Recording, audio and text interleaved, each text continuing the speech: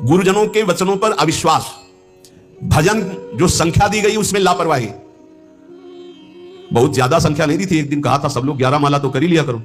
वो ईमानदारी से बताओ बेईमानी कितनी है इसमें? 11 माला मात्र नहीं, अगर कर रहे हो तो ठीक है वैसे तो, पर 11 माला की संख्या कितने लोग पूरा करते हैं अपना देख लेना भैया। जो नियम दिया गया उसमें लापरवाही नहीं होनी चाहिए, बस ये बात देख लो। जो विशेष सेवा में लगे हुए रात दिन उनको भी युक्ति बताइए कि तुम्हारा कैसे पूरा होगा, लेकिन जिनको समय है उनको 11 माला संख्या तो करनी ही चाहिए, निज मंत्र की, शरणागत मंत्र की।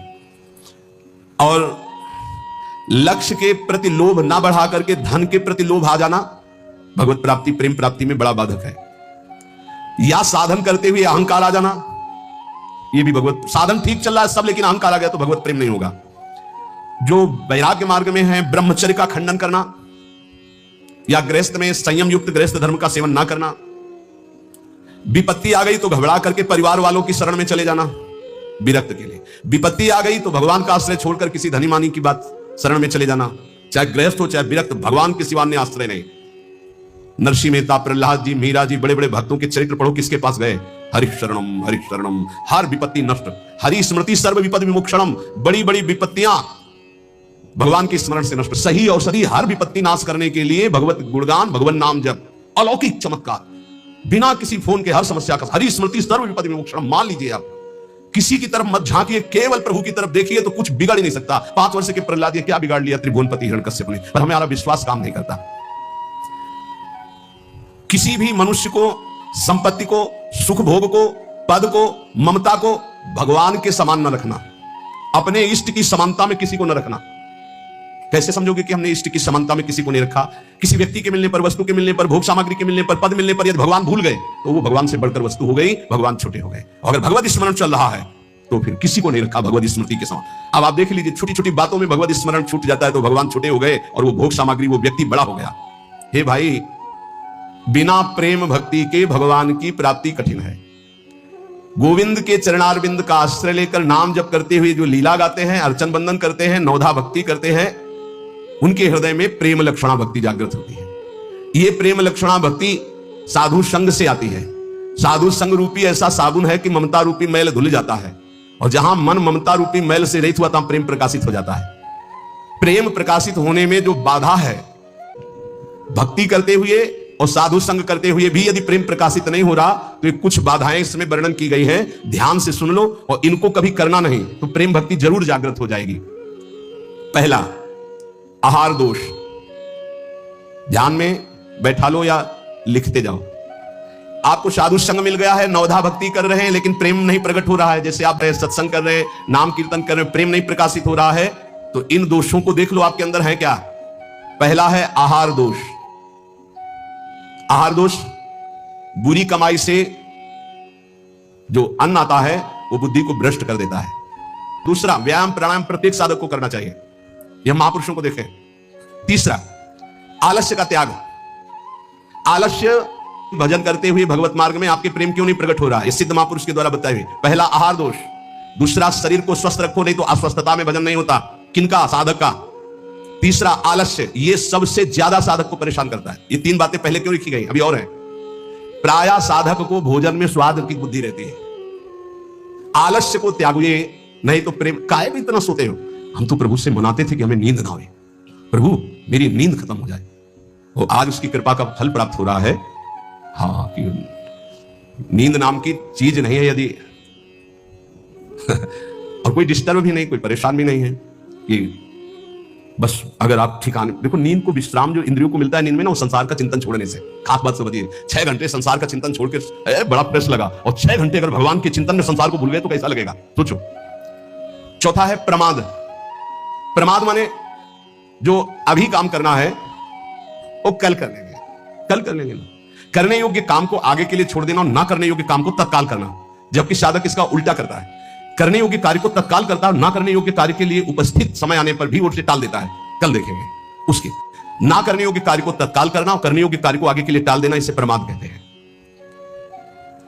पुरुषार्थहीनता, जैसे कुछ लोग ऐसे कहते हैं कि अरे वो जब आपकी कृपा होगी तो सब हो जाएगा। हाँ, आकाश से उतरेगी कृपा, तुम्हें कह रहे हैं नाम जप करो, समय से वाणी पाठ में जाओ, समय से ऐसे करो ऐसे, ये कृपा नहीं और क्या? तुमको जो उपदेश कर रहे हैं कृपा नहीं तो और क्या? भगवान गीता में उपदेश कर रहे हैं, शास्त्रों में उपदेश कर रहे हैं, ढूंढ ढूंढ करके हर बात तुम्हारे कान तक पहुंचा रहे हैं प्रभु, ये तुम पर कृपा नहीं है? तुम आलस्य करो, प्रमाद करो। बहुत समझ में नहीं आता कि साधक क्या लक्ष्य लेकर के चलता है। पुरुषार्थहीनता है तो प्रेम प्राप्त नहीं होगा। पुरुषार्थ युक्त रहो, एक क्षण भी बर्बाद मत करो, कबहू काल वृथा नहीं जाए, इस पर ध्यान दीजिए। समय बर्बाद मत कीजिए, 1 मिनट आपका बहुत कीमती है। फिर 6वां, अश्रद्धा। श्रद्धा किसे कहते हैं? गुरु और शास्त्र के वाक्य को यथावत बिना विचार किए पालन करना, उसे श्रद्धा कहते हैं। इसके बिना सिद्धावस्था नहीं होती, इसके बिना परम शांति नहीं मिलती। श्रद्धावान लभते ज्ञानम तत्परा संयतेन्द्रिया ज्ञानम लब्ध्वा परम शांति मचिरेणादि गच्छति। श्रद्धावान ही ज्ञान को प्राप्त होता है, ज्ञानी ही अपनी इंद्रियों को संयम में रखता है, इंद्रियों को संयम में रखने वाला ही परम ज्ञान परम शांति को प्राप्त होता है। प्रथम हृदय श्रद्धा जो करे, सेवक वाणी, प्रथम हृदय श्रद्धा जो करे, आचार्य जन जाय अनुसरे जहां जहां हरिवंश के, तब बात बनती है। कह रहे हैं ऐसा करो, बिल्कुल नहीं सुन रहे तो क्या है? अश्रद्धा। ये तुम्हें प्रेम प्राप्त नहीं होने देगी, ये भगवदानंद की अनुभूति नहीं होने देगी। कैसे कैसे? अगर आप वचन रूपी लक्ष्मण रेखा के अंदर रहोगे तो माया रूपी रावण तुम्हारा हरण नहीं कर पाएगा, तुम्हारी बुद्धि रूपी सीता का अपहरण नहीं कर पाएंगे। राम जी वरण कर लेंगे बुद्धि रूपी सीता का, श्याम जी वरण कर लेंगे। भीष्म पितामह अंतिम समय कहते हैं, हे श्री कृष्ण, मेरी कुमारी बुद्धि को स्वीकार करो। आज तक इस बुद्धि को कभी किसी ने स्पर्श नहीं किया, ये बुद्धि कुमारी है, वरण कर लो इसको।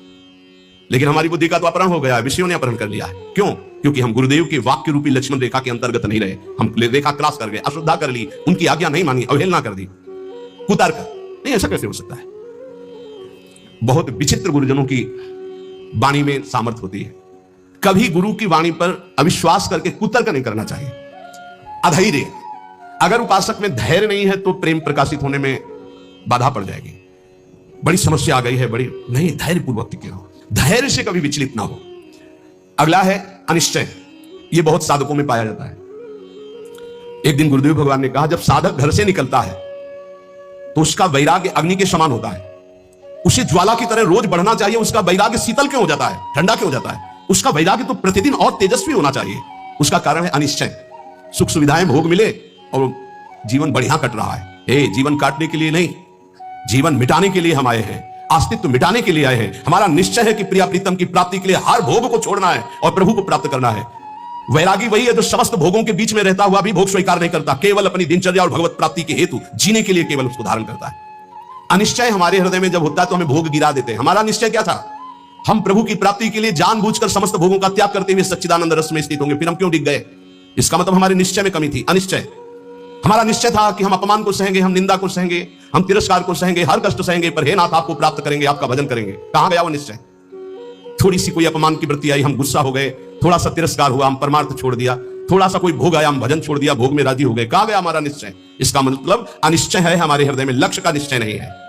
संशय, पता नहीं भगवान में सुख है कि भोगों में सुख है, पता नहीं इस मार्ग से भगवान मिलेंगे कि नहीं मिलेंगे, पता नहीं जिनके सहारे भगवान की प्राप्ति कराएंगे कि नहीं कराएंगे।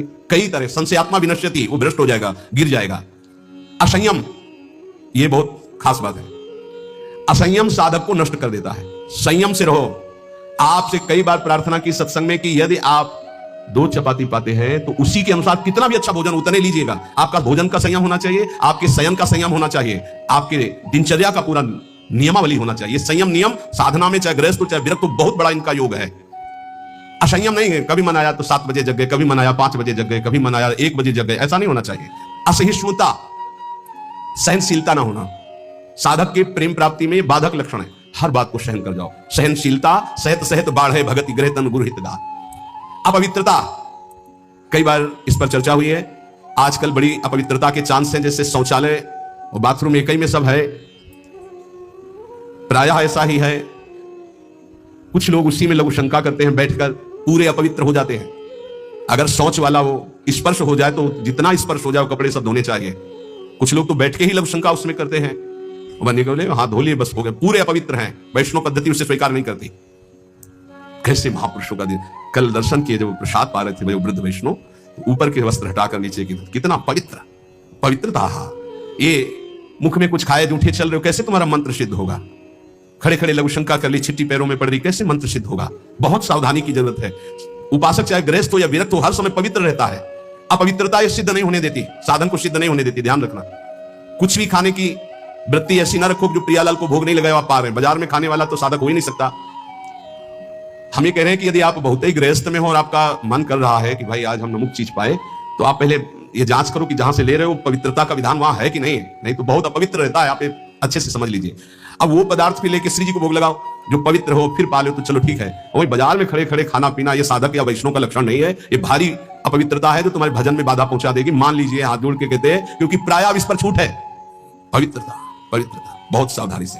जैसे आप माला जब करें, आपको लघु शंका लगी है तो अपनी माला को गर्दन के पीछे कहीं ऐसे फंसा लीजिए उच्च भाग में, और बैठकर लघु शंका कीजिए। जहां पानी की व्यवस्था हो, आप अपने पास पानी रखिए, फिर पवित्र होइए। अगर ऐसा है कि जल नहीं है तो रज से कर लीजिए, रज से हाथ धो लीजिए। और जब तक पानी न मिले, आसमान न करो, तब तक माला नहीं, ऐसे नाम जप करो। ये अपवित्रता भगवत प्राप्ति में बहुत बाधक है और लोग इसको मानते ही नहीं है।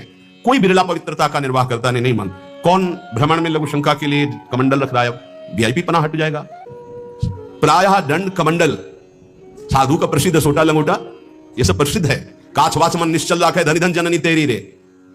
बहुत अब प्रायः दर्शन करने वालों में ऐसे दर्शन होते हैं, हाथ में बिस्लरी की बोतल ऐसे, जैसे कोई जल चढ़ाने की गंगा जली नहीं, प्रायः बिस्लरी की बोतल ऐसे हाथ में होगी। जमाना बदलता चला जा रहा है, और या स्मार्ट मोबाइल हाथ में होगा। कोई भले आदमी तो ऐसे मिलते हैं कि मोबाइल से ऐसे वीडियो दाहिने हाथ से बना रहे हो, बाएं हाथ से ऐसे कर रहे हैं। बाएं हाथ से किसको किया जाता है जानते हो? शत्रु पक्ष को। जब राजाओं के यहाँ दुश्मन का दूत जाता था तो बाएं हाथ से सलूट करता था, तब पता है कि दुश्मन का दूत आया, इसलिए बाएं हाथ से करता था। तो आजकल नए बच्चे जानते हैं नहीं, तो मोबाइल से शूट कर रहे हैं ऐसे, बाएं हाथ से ऐसे कर रहे हैं। या भगवान के सामने या भगवत भक्तों के सामने, चलो आपके हाथ खाली नहीं, वीडियो बना रहे हो तो नेत्रों से कर लो, बाएं हाथ से काहे को? दुश्मनी काहे को मोल ले रहे हो? बहुत बड़े के दरबार में हो, बहुत बड़े के पार्षद है, वो हर समय देख रहे हैं। आप क्या समझते हो हम अकेले चलते हैं? नहीं बोले 10-20 साथ चलते, नहीं इनकी बात नहीं कर रहा। एक कदम भी ऐसा नहीं जिसमें हमारी महारानी जी न चलती हो। ये जो छोटे छोटे नवजात शिशु जो ये सब, ये जानते हो महारानी जी के प्रताप का आशीष लेने आते हैं। हमारा कुछ नहीं है, हमारे आगे आगे चलती है हमारी महारानी जी। हम उनकी दासी, उनके पीछे चलती है, आगे वो चलती है। ये जो फूल बरसते हैं ना, ये महारानी जी के चरणों